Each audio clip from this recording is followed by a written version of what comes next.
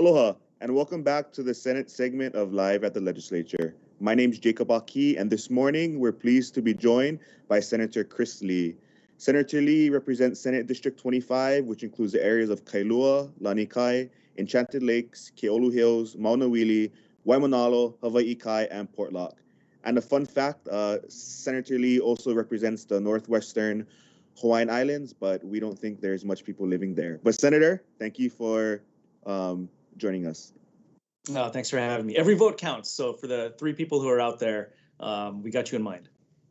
Thank you. Senator, this is your first year in the Senate, although you spent many years in the House. I just want to know, how are you adjusting to the Senate, and how have things been going during this first year?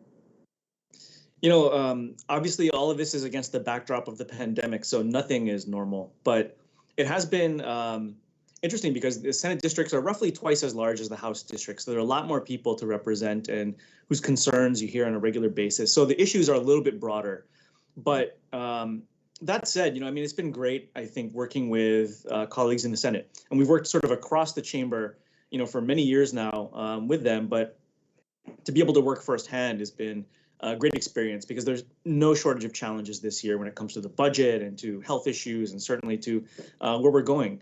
And I find that people have been really welcoming. There's been open doors, and where I've had questions about the way the process in the Senate works a little bit differently than the House, it's been really easy, I think. And it's been great because we've been able to help other senators, and we've asked for help from other senators, and they've helped us.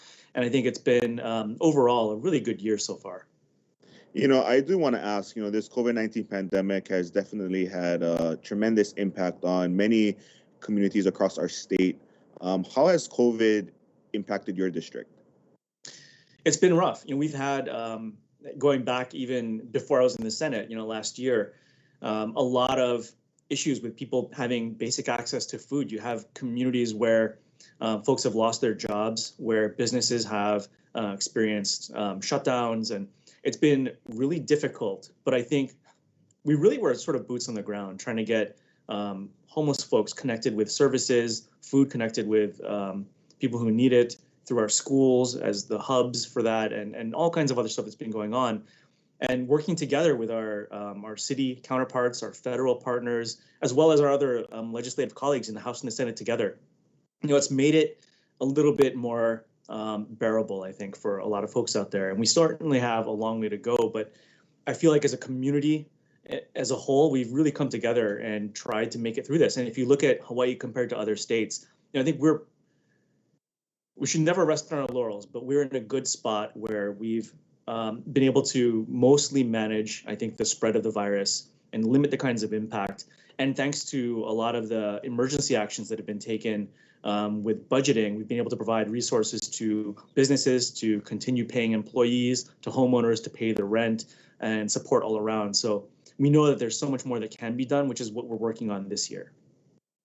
You are the chair of the Senate Committee on Transportation, and you do have many bills that have crossed over to the House that do look like they are heading to conference. Can you talk about some of those bills? Sure. Even before COVID, there have been a lot of big issues that we've been working on at the legislature, and even for our side of the island here in Oahu. And we know that there are things, for example, traffic safety, that has been an ongoing issue where you have dozens and dozens of people killed every single year, and there's more we can do about it. So we do have some bills that try to address that rethink the way that we design our streets to make them safer, to provide sidewalks and bike lanes where appropriate, to make sure that we're separating cars from people. So that's one of the things we're focused on. We're looking at how do we rethink our airport so that in the future, if there's another pandemic, we have more flexibility in the way it's designed and built, and to sort of update it because it is one of those facilities that, it's been around for a long time and definitely needs to be modernized. So we're working on that. But overall, I think we're holding our breath to make sure we make it through the pandemic safely and make sure that people who need help get help. And from there, we can move forward. And that's really been the focus this year. One of the topics I do want to dive into is the issue of the return of tourism.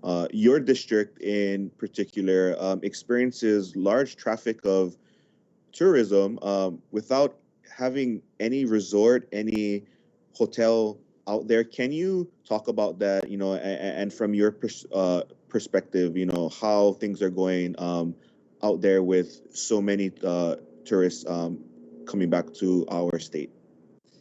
Yeah, I think the one of the disadvantages of having perhaps the most beautiful stretch of coastline and district in the state is a lot of people tend to focus on issues there. And one of the things we have had a challenge with in the past is, a lot of visitors coming in, especially on a really sunny holiday weekend where, everybody, all locals, of course, are also free. So we've had problems, for example, in Kailua, where you'd have traffic that backs up so long for literally hours that emergency vehicles can't get through, and it creates all kinds of health and safety problems. So we have had to try and deal with that in the past. And I think now that tourism is really picking up again, some of those issues are starting to creep back.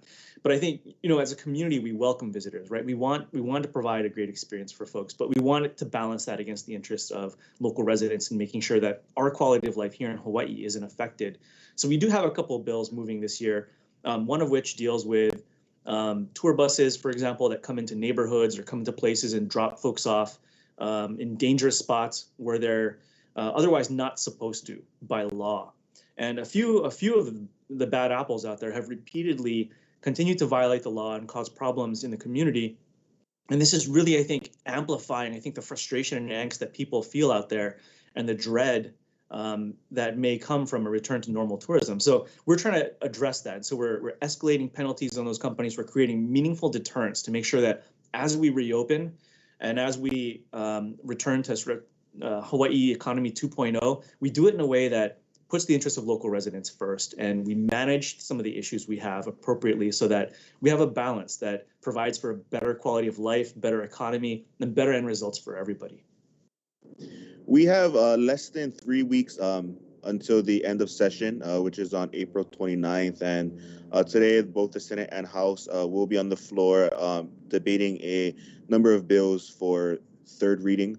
What do you hope to accomplish, and what do you hope the legislature is able to accomplish in these final days? Well, I think the biggest thing coming out this year, right, is how can we stabilize our budget, because we've got billions of dollars short that the pandemic has taken from all of our local communities. So that's going to be the biggest thing. How do we continue providing services for folks who need help with healthcare and pandemic issues, get businesses back up and running, get people employed? And that's going to be, I think, the big focus for the legislature this year. So I'm optimistic that things are turning a corner, and just look forward to helping out where I can. Senator, thank you for joining us. And for those of you at home, stay tuned next week, Tuesday, for the Senate segment of Live at the Legislature. Mahalo. Mahalo.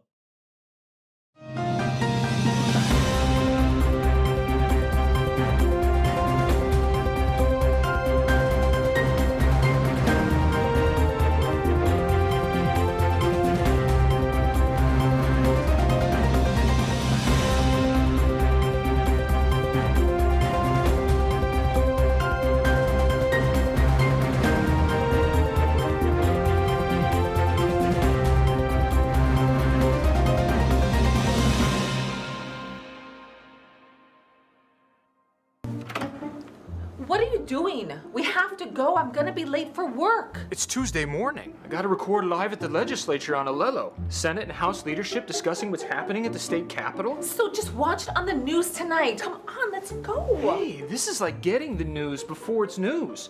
If only I could get this remote to work. There. Can we go now? No DVR? No problem. Watch Wednesday evenings at 7 p.m. on Channel 49.